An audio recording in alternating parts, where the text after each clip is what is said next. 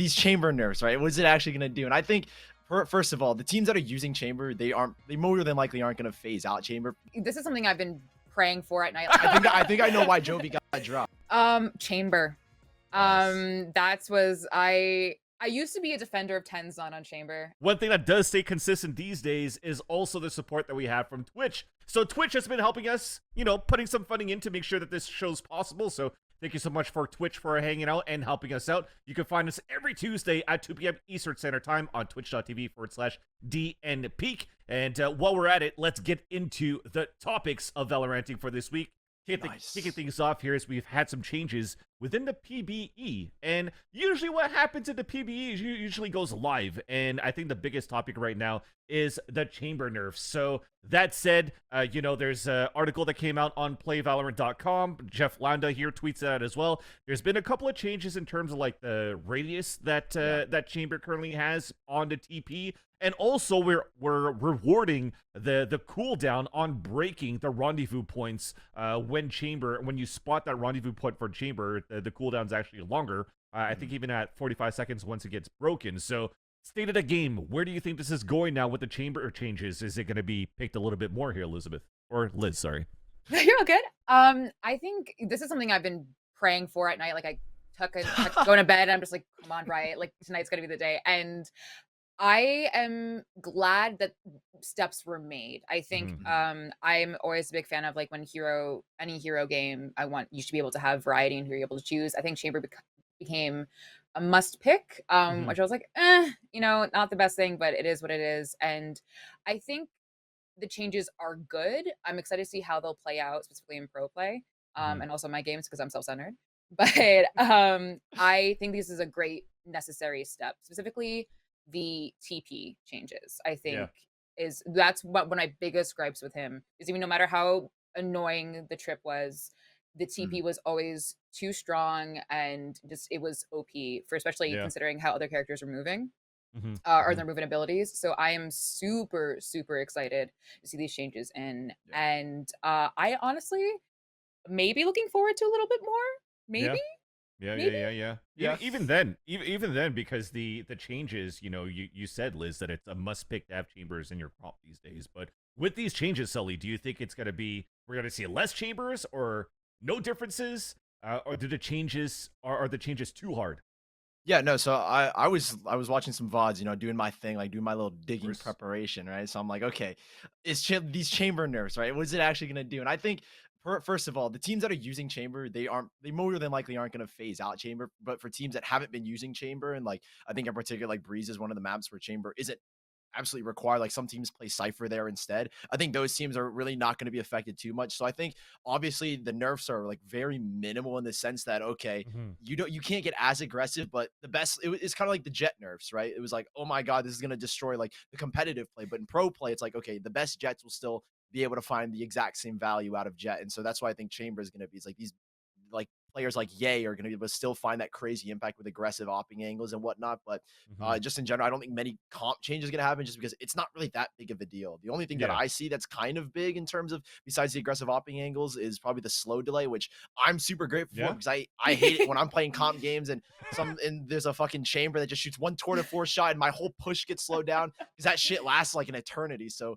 that's probably like the minimal changes that I think are going to happen, where maybe we might see less chamber play in terms of, okay, maybe we pick up a Cypher instead. But other than that, I don't think many teams are going to change too much. Yeah. At least the chamber changes are not going to happen with the upcoming LCQs.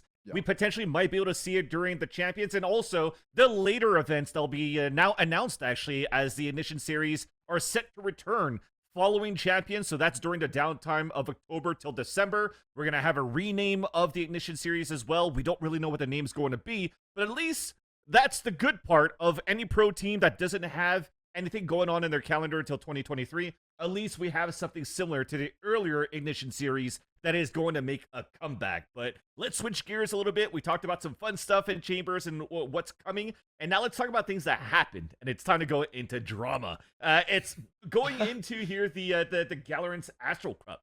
So basically Team Fallacy versus Gen G, because we say Gen G because it's basically Generation G that is running the Astral Cup. And this is one clip that talks about it a little bit. We'll give you a little bit of context as a TLDR. There's been a player that has been accused of having somebody share their account so that they could go into qualifying into LAN following the Astral Cup online. And there's been a couple of things that came out, including like the bind changes where there's the original player has a different bind for the Owl Drone, and then the person that's currently clutching has it as a C bind instead of the F bind. And as you could see here during the texts, or within the text, the person accused is going to be Payin, that's been playing on his girlfriend's account going into that. And there's other things from like the minimap to the FPS, lots. It's like a tweet longer. And I want to know, basically, to start things off, Liz, your thoughts on this. Do you think most of it is factual? Can we believe into this type of accusations? What's going on so far here?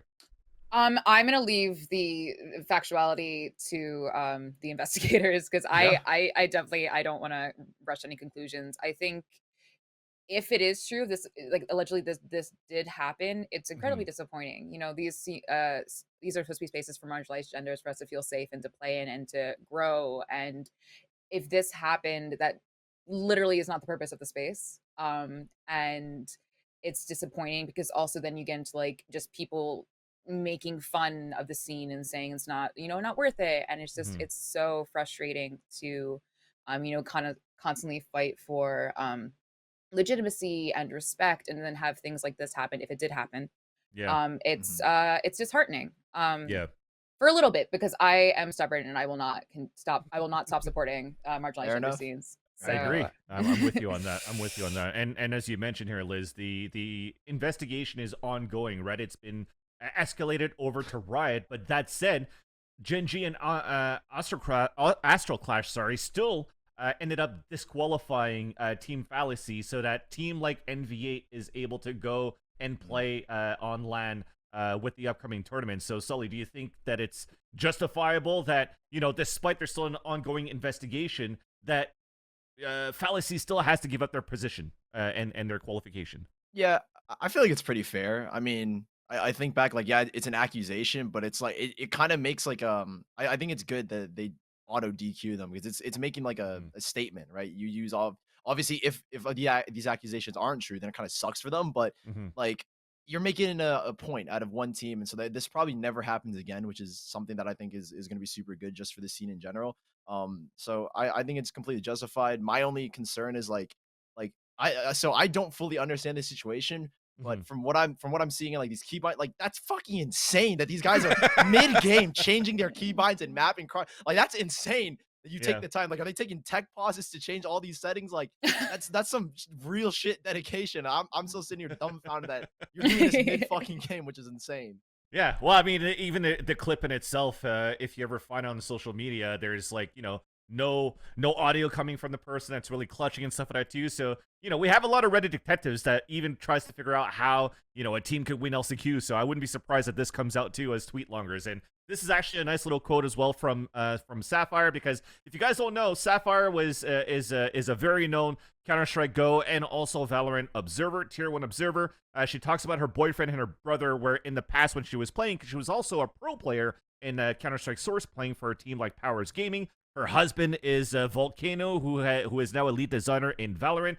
Her brother is basically Juan, Team 3D Juan, that has played professionally in Source as well. So when it comes down to seeing Heather being able to put like the big plays online, there was a lot of those forum trolls that came out and accused her of account sharing and allowing Volcano or her brother Han to play in her place. But thankfully here, Heather has you know, a huge history of LAN events that she's played in and that she's dominated as well. So that is one thing that's going well for her. But I do agree with her with, you know, taking advantage of what's going on here, what we're creating for this community, and taking advantage of that could definitely take a step back here for Valorant in itself. So that kind of sucks. You know, TLDR, guys, don't do that kind of shit. Let's make sure that we support. Don't do it. Yeah, exactly. Support the communities in the right way.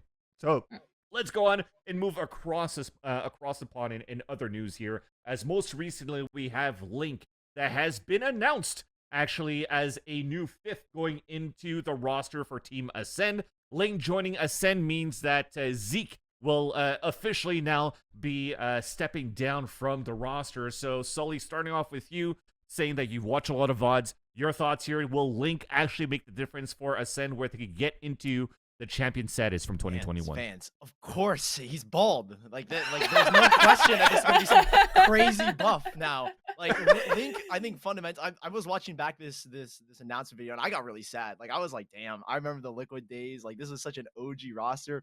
I think obviously I'm really happy because I know Zeke has been going through some stuff mentally. I know that he made this post a while back, so I'm really happy that he finally gets the opportunity to like take the break that he needs. And so having Link step in, he's a super powerful player. There's absolutely no question about that. And I think that if anything, the time, I don't know exactly like how long they've been integrating Link, but if they've had the time, obviously LCQ is just around the corner for all regions. If they've given the time and they've been able to integrate him properly, I think this just bolsters the Ascend lineup. And hopefully, you know, I don't like EMEA because I love NA so much, but hopefully we can see them maybe return to a champions form come around towards the end of 2022. Yeah, so is this literally the missing link, Liz, in your eyes? I mean, after you set me up for that, I have to say yes. No. So sweet. So sweet. I mean, I've spoken to Link before. Very kind person, great player. Obviously, I think Sully hit on that. He's extremely talented. And yeah, I think Sully was also kind of hitting on. We haven't really seen Ascend quite in the form that we know them to be. And I am very excited to see how Link not only steps up, but also like what he adds to the team. I think also like just like his demeanor and just like his personality, I think is also a great addition. He's very fun, very kind, as far as I can tell. And so I think beyond just his prowess mechanically, I think he just also is like a great addition to the team to have as like you always want someone who's like cheerful and fun. So not always so serious. I'm a very serious player. No, I'm not. I think we all are serious when we play ranked. So a little too serious at times. Sometimes maybe.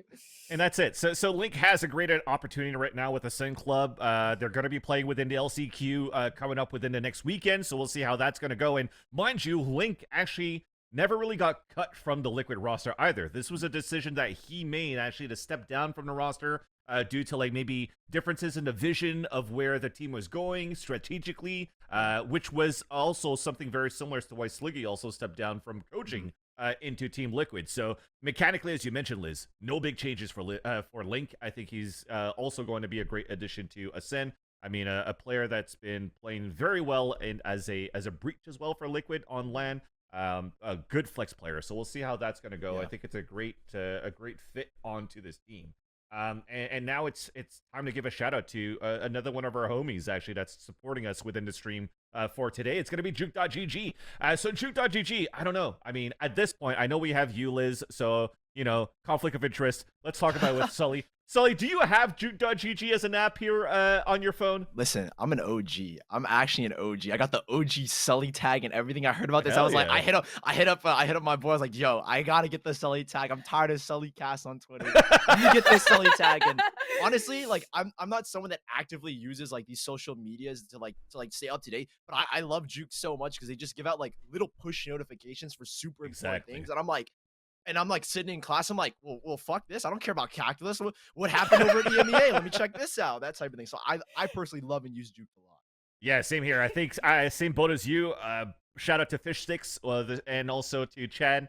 That's been also the owners here of Juke.gg, creating that social platform, helping me being able to get a little bit of a tag that I don't have on Twitter, but I also have on Juke.gg. So thank you for that. But also, I love the fact that I could follow everything on Juke.gg.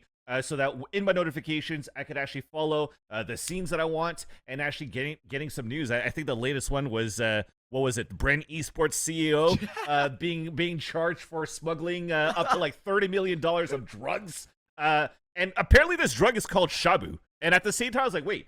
Shabu. I was about to say, isn't this like a Japanese hot pot? But unfortunately, it's not. It's methamphetamine and caffeine, but I don't want to get into the details of drugs. I just want to give a shout out to Juke.gg for creating such a cool platform that's also not toxic for the community and for you to be able to follow your closest scenes. So make sure you guys give them a follow and create a profile because they actually have a new feature as part of their LCQ coverage coming out over the next few weeks. So make sure you check it out at ajute.gg to get all the information around the LCQ.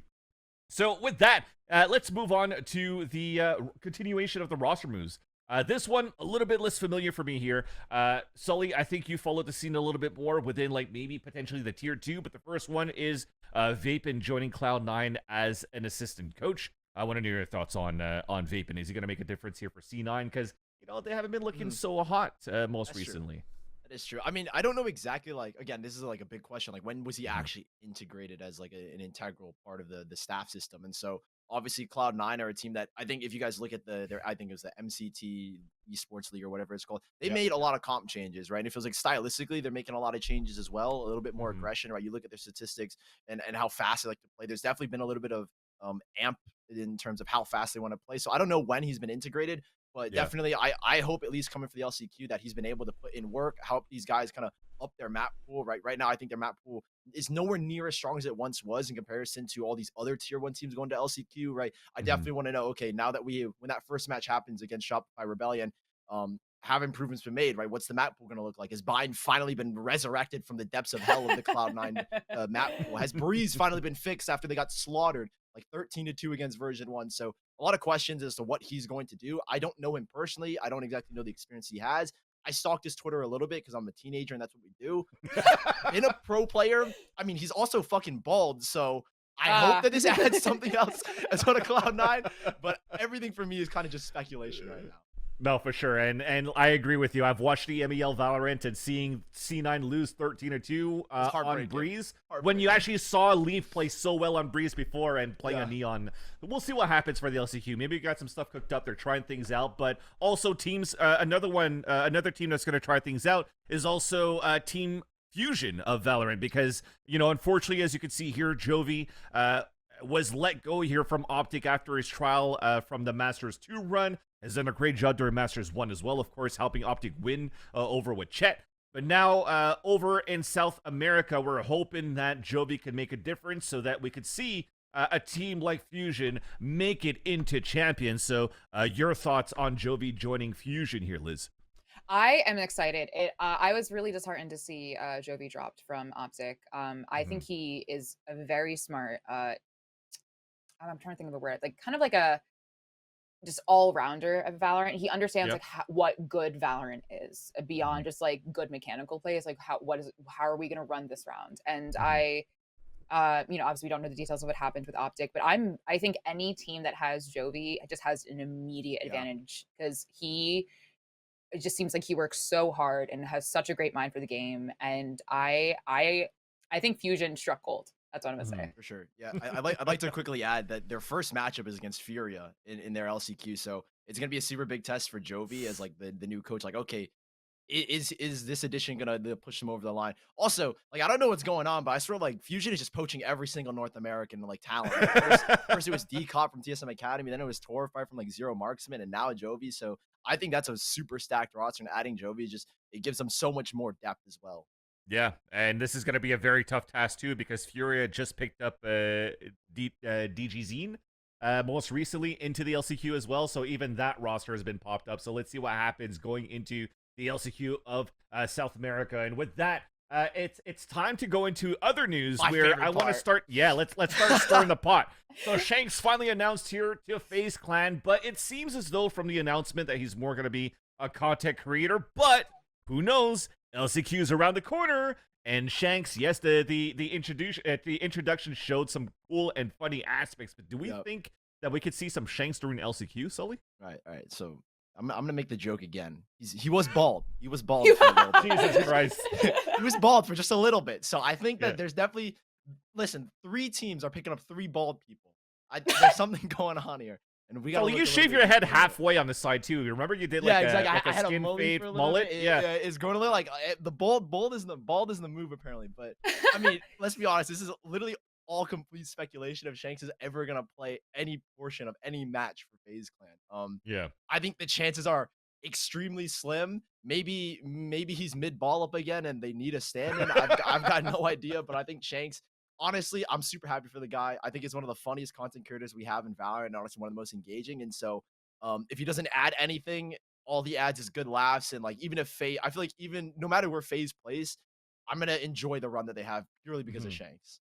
Well, with that, you know, we had a couple of roster changes where it's analysts joining here and there, but apparently we also have some other analysts that are actually able to maybe even figure out a way that Optic could have won Masters going into Masters 2. So let's actually have a look at this, because I've actually haven't seen it. So Prius retweets this over from a post from Reddit where the strategy coming in from Optic to be able to win Masters could have been, and let's read it. This is an off-topic question, but I'm serious. Let's say that it's the finals on LAN map 5 in crunch time. If Victor starts kissing FNS, not a single opponent will be watching the game, leaving Ye open for an easy ace. Would Victor and FNS be punished for this, or would the round count? The rules are vague, but point to no unsportsmanlike behavior, but I don't see how this is unsportsmanlike. It's just the most uncharacteristic thing ever. What say you guys? So Liz, I'm going to bounce it over to you. What say you? Not a lot right now. I think I know why Jovi got dropped. I know why Jovi got dropped now. Reddit, you done it again. Listen, Reddit, if you aren't signed by tomorrow, I don't know. I think it asks a good question, because I think Riot might need to go back into their rule book and like add a couple clauses here and there about distractions and what's unsportsmanlike. I think the issue with this strat, guys, is you're banking on the enemy team seeing this. So like, unless you were like, because you have to like stay in your seat and make sure you don't take off your headphones, right? Like, in terms of just like space and like physicality, like you're running into a lot of different obstacles there. So like, but let's say that's all possible. Yeah, like, but you know what you could do? To add an extra layer on that strat is that you make sure that you run a flash comp. So that whenever you throw like a Sky Flash or a KO Flash, so they're like, oh, I'm blind, so they look up. And then suddenly, this happens, they're like, what the hell is going on? Huh? And then, Ye comes in for the ace. Chet calls attack pause, and he goes, do the thing. Do the thing. But yeah. Always the back of his strap book is like this. At least, yeah, that's part of like his pager that he currently has during the timeout. And then we get the camera view on the coach. Said big shout out to Reddit, and of course the big brain analysis and analysts that we currently have on Reddit. But that said, actually, to stay along the lines of the analytical minds too, you know, there's been an interview. There was an interview, with Benkai over at PRX at the end of Champions to explain a little bit about you know, their play style, their compositions. We all thought that it was whimsical and super funny and super awesome to watch. But is that the real way to play Valorant in order to make it into the finals of Masters 2? And let's have a listen and see what he had to say. I would have to offer a word of advice to other APAC teams. I would say try not to copy other people and try to invent your own playstyle, because that's what granted us our success. And just try to look for something that's unique, you know, because that's what we brought to this event. And clearly, like, it was catching teams off guard here and there. So you just can't really refresh anything that you see other people use, but more also you have to push your creativity to the next level if you want to get up there, you know. So, Sully, to start things off, because you're a person that continues to watch VODs and to study, and of course you're my esports son, so watching VODs is a regular thing. Do you think that in general creativity is driven by the players, the IGL such as Benkai, or the coaches? Who really needs to step up in order to continue to cultivate the melting pot of strategies here for a Valorant team? I think it's players. Like, to me, this is a no-brainer. Like, yeah, a coach can say, oh, go be unique, go be different. But at the end of the day, it's the players that are gonna be the ones that are different. I think of just traditional sports, right? At the professional level of football, like football, American football, and football across the pond. It comes down to the players, right? You'll be given the tactic, right? I think of like the greatest players in the world, like Lionel Messi. A lot of the individual creativity is just him with the ball, and that's what it is. I feel like in the server, those like split second decisions, the things that you do on the fly. A coach isn't going to be the one that like, oh, if this happens, make this split second decision that you need to create. A lot of the creativity is going to be from the players, because they're the ones that are playing day in and day out, and they're the ones that are understanding the game at that fundamental level. And obviously creativity is designed within a 5-man roster, right? your creativity, this has to be unanimous across the whole team. Everyone needs to be like, okay, this is the style we want to play, and everyone kind of just falls according to a play style, and then that's where that individual creativity comes in, that creates those electric moments. Like, I didn't get to fully watch PRX because I was at a JMU college store. I had some stuff going on, obviously, but every time I tuned in for like literally like 5 seconds when I got Wi-Fi reception, I was like, well, holy shit, this is the most fun Valorant I've ever watched. Why is my team not playing like this? Like, what's going on here? Everybody was pretty hyped about that for sure, being able to see PRX just throw something out of the hat and come out with some new things. And that said, Liz, do you think that is the way to go at this point? Should teams start to look at, okay, set place, let's try to catch some teams off guard? Or with you doing a lot of watch parties most recently, is it looking at, should teams now focus more on fundamentals, training and stuff like that to run the basics in order to progress in Valorant? I think it should be a mix of both. I think you would be fooling yourself if you didn't have great fundamentals, but also never let them know your next move. You know what I mean? Like, it's a meme, it's a joke, but it's true, because if you are predictable, you are going to be red and you lose 13-0. No, but I'm serious. We saw that with FPX. Like, they knew like PRX play defense like it's an attack round, and they will push out. So they just waited. And I was like, that was the easy. And like, it took a little bit for them to adjust, but it was so smart. Like, I'm from an acting background, right? I was a former actor, LOL. Nice. But like, when you go in for audition, you not only do you want to have good fundamentals of your acting, you want to make them remember you, because you're fighting. That's okay. We're not fighting. You're competing against. You're competing against many other people who probably are you and better. You know. And so, like, how are you gonna make yourself stand out to the casting director, the director, you know, the producer? And so that's how you win. Is you do something that is different, that cannot be forgotten, or in this case read, but also that is like fundamentally good. Like, you can blast pack your way up into like a heaven, but like, if you are just gonna fall down to the ground and be like, surprise, like you're done. Yeah, it's cute, it's a fun clip, you'll get on Reddit, you're done. I agree. That's what the community so far is like. Oh, well, you know, even me saying that FaZe Clan could bring some sort of PRX style over to North America too. But if you look at the roster you currently have for FaZe Clan, can you actually run Jinx's satchels? Can you actually run the set plays? Do you have the right pieces to be able to run that? Potentially not, but hopefully we'll see what FaZe has cooked up here coming up with the LCQ coming up. But with that, let's stay within that region too. We talked a little bit about APAC. Now it's time to talk about China. We're, you know, in a different, a little bit of vibe here, and a change of vibe. There's been some scandals around match fixing. Oh, to surprise, it's happening in China. Basically, to summarize what's going on here in this paragraph is that there's been members of about 3 teams going into the Imba TV Fearless Invitational Cup that went through pre-match betting around certain teams that are currently playing, including players within the team themselves. And there's been some investigations that went through from Riot Games and also the organization itself. And I think there's a total of 13 players that have been banned, that's been handed a ban from like 18 months, 12 months, a year.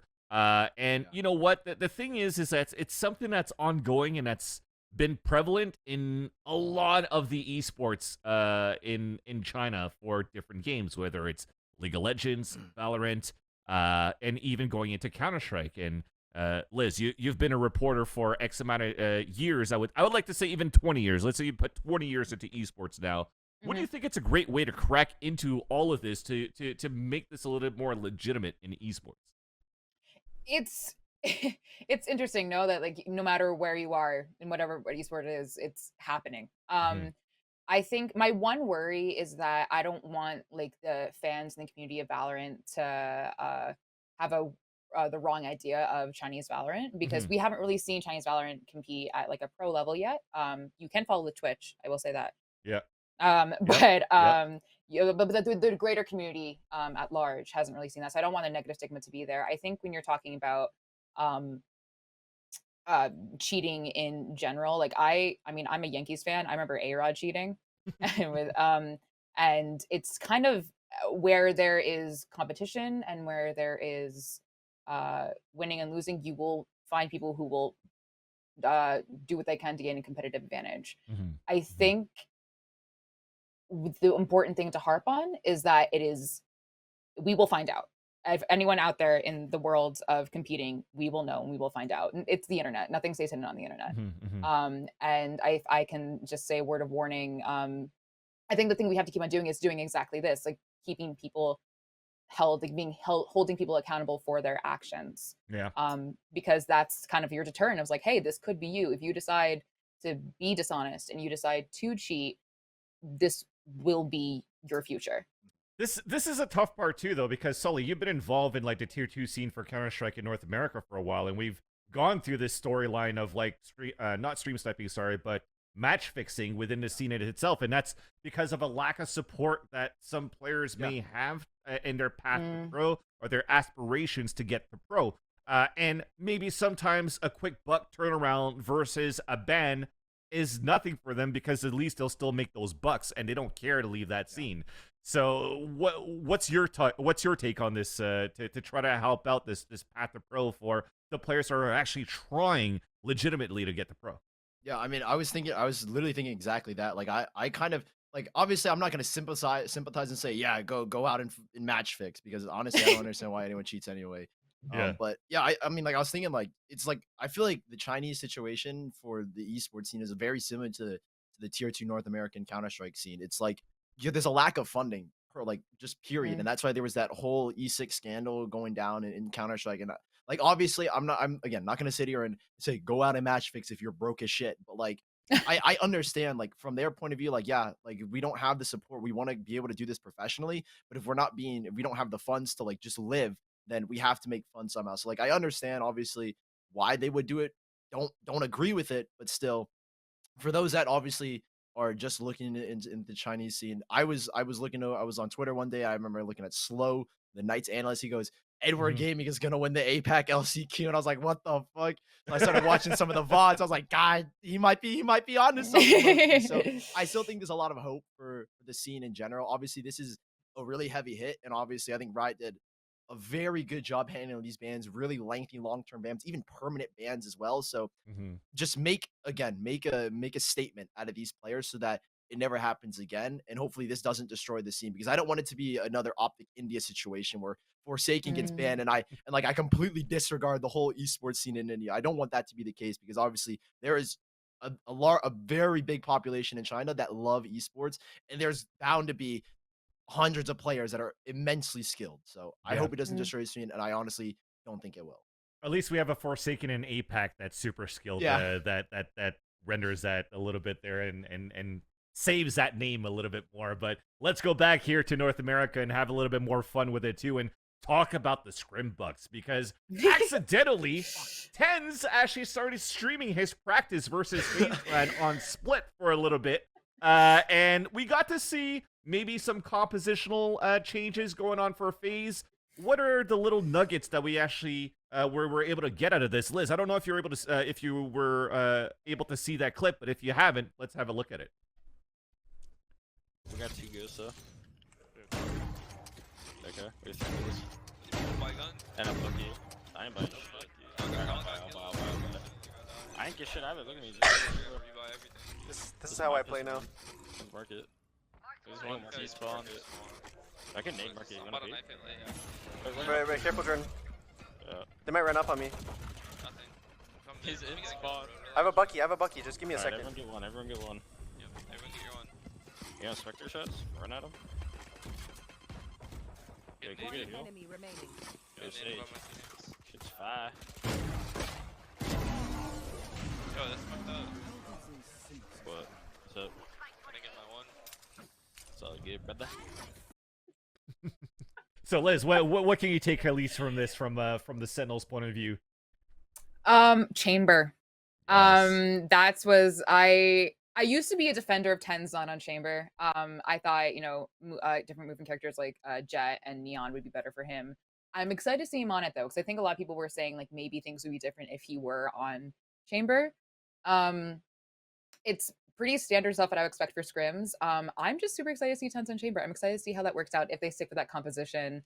In terms of the accusations of this being like a publicity stunt for franchising or a partner program, whatever, Hilarious. I mean, it's a hell of a risk to be taking as well. So it's it was just, it's a very, because I remember seeing the notification on my phone. I was like, he usually doesn't stream this time. That's weird. I've been like going on, but I was playing Genshin Impact, and then someone in a Discord server was like, no, he's live, and he's and it's but I'm excited to see how the it's a funny tweet how if he will stick with the chamber because that is something that there's been a lot of accusations towards him and towards the team, but not putting him on chamber. Of course. So whether they're valid or not, I think that's subjective, but I'm excited to see if he sticks with it. And I miss Split, guys. I really miss Split. Split is going to be a goner now coming up. But that said, I mean, we saw some changes going into Sentinels, and yeah, maybe a good thing now that we get to see Tens playing on a chamber. But Sully, is this a bad thing for example, FaZe Clan? Because now you see that, oh, this is the comp they're going to be using here for a map like Split. I kind of feel like that comp is like, it's meta now. Like, I feel like everyone should be expecting the teams they play against to play with comps like that. Obviously, no breach was like, when I saw that, I was like, wow, no breach. I was like, finally, no breach. Thank God. FaZe is just so much better for the info plan and whatnot. And so I think that FaZe, what's the like I don't think from FaZe perspective, they're like, what the hell? Like issue 10's a ban right now because we just leaked our whole composition.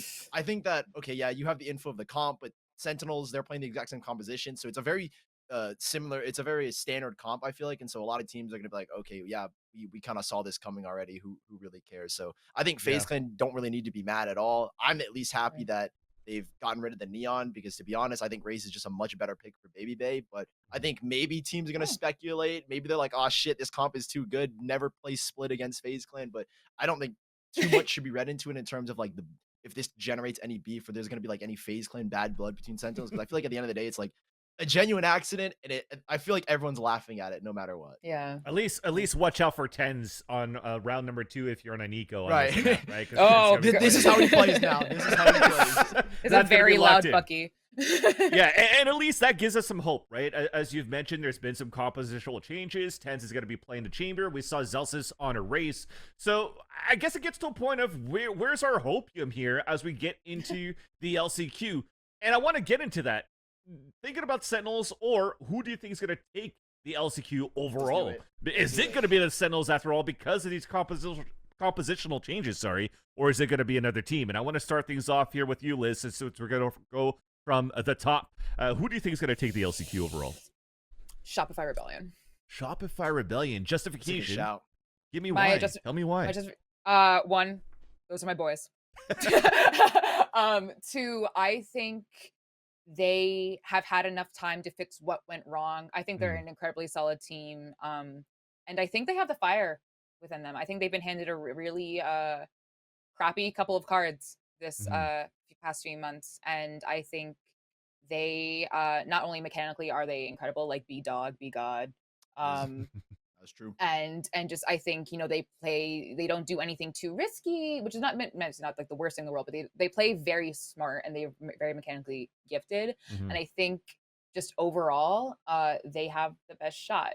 But I also love a lot of other teams. This is really, really hard, but I'm going to choose Shopify. The nature of LCQs, the nature of last chance qualifiers. I mean, we got, 10 great teams that are going to go head to head here within the bracket. So it's very tough to predict, but that's why we have these jobs. That's why we're doing it. So Sully, you've watched a shit ton of VODs. Too much. Realistically, do you want to go storyline, or do you want to go based on your knowledge by watching VODs? Who do you have? Listen, I'm going storyline, and I'm not going Sentinels, because I honestly do not think Sentinels stand a chance getting out of round 1. To be honest, really, that's against just my the card. opinion. Wow. Okay, That's just my opinion. I think they get dropped the lower bracket again.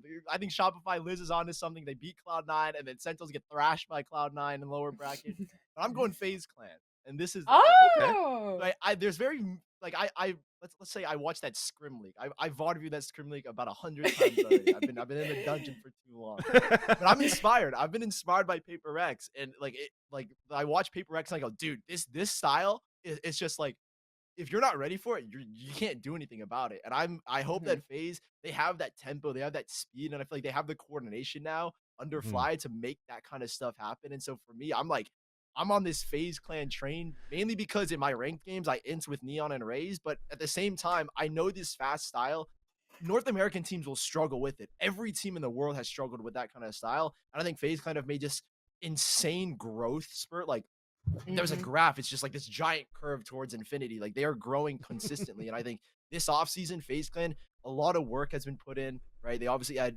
Zach as a new assistant coach alongside JDM. There's so much support to FaZe Clan now. And obviously, don't even get me started about Shanks being bald joining the roster. Yeah, but I think be a FaZe ball Clan, buff. their style is going to be incredibly difficult to deal with. And I think that putting Baby on an agent like Graves, where he has so much technical ability outside of Neon, is going to be super interesting. And I think that FaZe Clan, they're going to turn a lot of heads here. And I'm super excited to see their style come into the actual effect in the LCQ. I just love how you actually base yourself on FaZe when you're playing your ranked games, and you just tweeted earlier today about losing 12 ranked games in a row. So that doesn't say much for FaZe Clan. But if I'm going to have to predict a team, I know I went on socials and I talked about Sentinels all the time, and I'm basically playing and memeing around with it. But I'm actually going left field with this as well. I actually have Energy winning LCQ. So I have Energy versus EG into the grand finals. Apparently from the Scrimbucks, Energy's been doing very, very, very well. Most recently in their scrims.